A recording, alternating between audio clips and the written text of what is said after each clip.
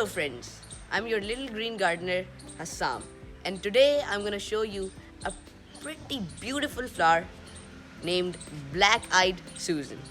As you can see behind me, it is a vine and it has green rich foliage along with beautiful small cute 5 petal yellow or orange flowers, and it has this black spot in its center.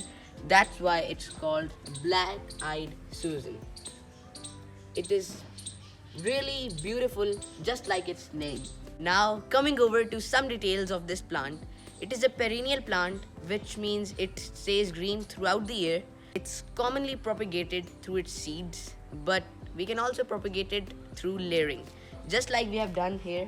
The actual roots of these plants is here, are from here. It grew from here, but we have placed some small pots and we have inserted these stems, as you can see, in these pots. So it has now established some of its new stems and it is growing happily. It is a pretty carefree plant. It doesn't like a lot of water, so you can just water it once you see the soil is dry.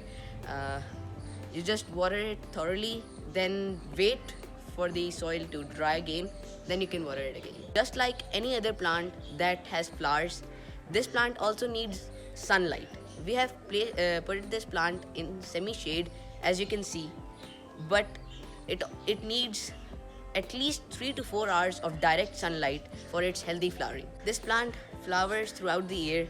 If you want to give some place greenly, if you want to bring that place to life, you can place it there. It is not that fast growing plant, but it's moderate. Its growth is moderate. It can bring life to that spot.